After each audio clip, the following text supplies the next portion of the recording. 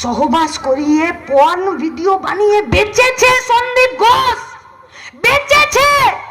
একটি মেডিকেল কলেজের principal dead বডির সঙ্গে সহবাস করিয়ে ভিডিও বানিয়ে বেচেছে, তাকে প্রাইজ পোস্টিং দিয়েছে। এই রাজনীতি পশ্চিমবঙ্গে, এই রাজনীতি চলতে পারে না, পারে না এই রাজনীতি চলতে।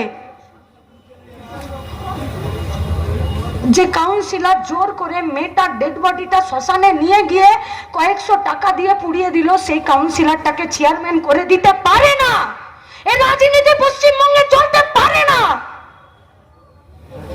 এটা রাজনীতি নয়, এটা পেটের ভাতের রাজনীতি নয়, এটা হাতের কাজের রাজনীতি নয়, নয় এটা। যারা খুন করবে, ধর্ষণ করবে, বোম মারবে, তারা প্রাইজ পাবে। আর এই বেহায়া পুলিশ এরা দাঁড়িয়ে থেকে মমতার কাছে মাথা নামিয়ে প্রতিদিন এই পশ্চিমবঙ্গের মেয়েগুলোকে হয় রাজ্য ছাড়া করে দিবে, নইলে মর্গে পাঠিয়ে দেবে। এই মেয়েকে চেয়েছিলেন নাকি আপনারা? বাংলার এই মেয়েকে চেয়েছিলেন? চেয়েছিলেন এই মেয়েকে? এটা রাজনীতি না, এটা গুন্ডারাজ। এটা রাজনীতি নাকি এটা গুন্ডারাজ? তুমি ভোটে জিতেছো বলে তুমি যা খুশি তাই করতে পারো না, পারো না করতে। বাঁচতে হবে, বাঁচতে। একটি মেয়েকে তিনজন মিলে তোমরা রেপ করে দিলে স্কুলের ভেতরে, কলেজের ভেতরে। কোথায় যাব পড়তে গো? কোথায় যাব ডাক্তার দেখাতে? কোথায় মায়ের হাত ধরে রাস্তায় দাঁড়িয়ে কোন একটা রাজনৈতিক দলের মিছিল দেখবো? এ কোন রাজনীতি যা বাড়িতে বাড়িতে বোমা তৈরি করে?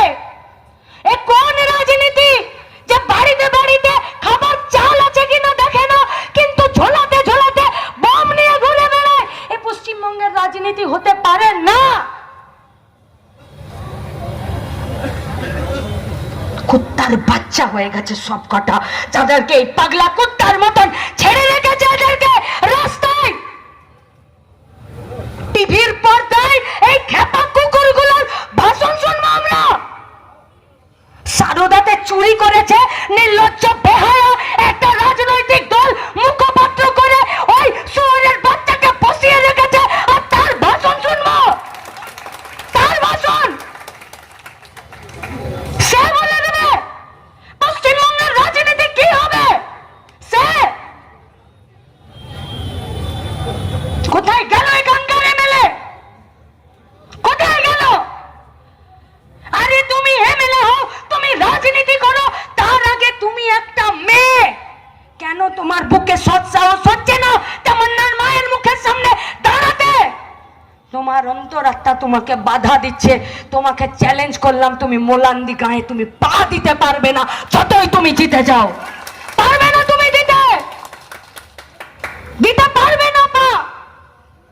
আর ওই ল কলেজের মেয়েটাকে রেপ করে নিয়ে একটা ছাত্র নেতা সে প্রেস বিবৃতি দিচ্ছে, সে ধর্ষণকে ক্ল্যারিফাই করছে, জাস্টিফাই করছে যে ওই ছেলেটা তার দলের কি না।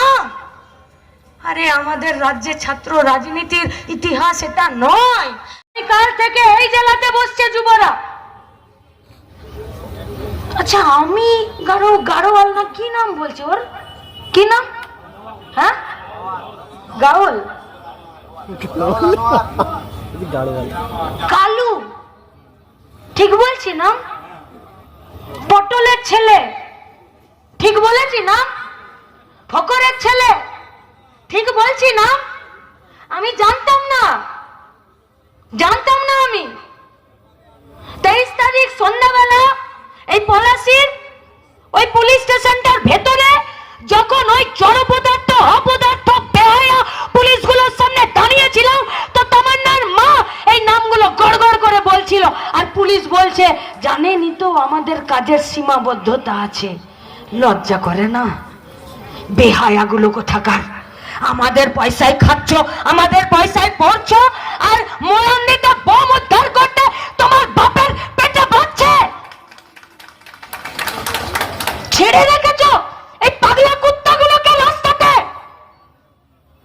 যারা ছিঁড়ে খাবে পশ্চিমবঙ্গের মেয়েগুলোকে। কোন রাজনীতি, কোন রাজনীতি পশ্চিমবঙ্গে? যে রাজনীতিতে এখন মোলান্দি থেকে বেরিয়ে আসছি, তা একজন বয়স্ক লোক গাছের উপরে দাঁড়িয়ে চোখের জল ফেলছে আর বলছে এই গাওয়ালরা তার পাটাতে এমন ভাবে আক্রমণ করেছে যে পাটা কেটে বাদ দিতে হয়েছে। মোলান্দি থেকে বেরিয়ে আস্তে আস্তে 20 জায়গায় দাঁড়াতে হয়েছে আমাদেরকে, 20 জায়গায়। মোলান্দির মায়েরা আমাদেরকে 20 জায়গায় দাঁড় করিয়েছে, জেল খেটেছে। আমাদের পার্টির এরিয়া সেক্রেটারি বছরের পর বছর নিজের বাড়িতে ঢুকতে পারেনি। এই কোন রাজনীতি পশ্চিমবঙ্গে? পুলিশের চোখে ছানি পড়েছে। আরে আমরা ক্যাম্প বসাই গো, আসো তোমাদের ছানি কেটে পরিষ্কার করে দিচ্ছি, যদি দেখতে না পাচ্ছ তো আসো, আমরা করিয়ে দিচ্ছি।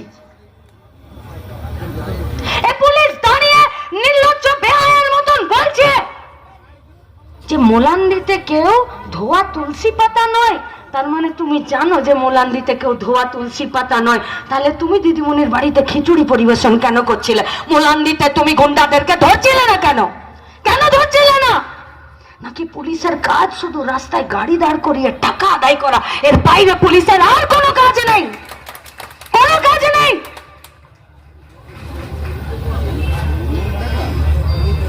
পুলিশদেরকে বলছি, পশ্চিমবঙ্গের বাড়ির ছেলে মেয়ে আপনারা এ যা অন্যায় করছেন, আপনারা জানেন না আপনারা কি অন্যায় করছেন? আপনারা জানেন না পশ্চিমবঙ্গের মায়েদের, পশ্চিমবঙ্গের গোটা মানুষের রাগকে কোন জায়গায় নিয়ে যাচ্ছেন? বাঁচতে পারবেন না। মানুষ যেদিন পাবলিক ধোলাই দেবে, সেদিন পাবলিক সার্ভেন্টরা রাস্তায় বেরোনোর জায়গা থাকবে না। তাই আপনাদেরকে বলছি, পশ্চিমবঙ্গের ল এন্ড অর্ডারকে ঠিক রাখার জন্য এটা আপনাদের কাজ। এখন রাজনীতির মাথায় ছাতা ধরছেন আপনারা।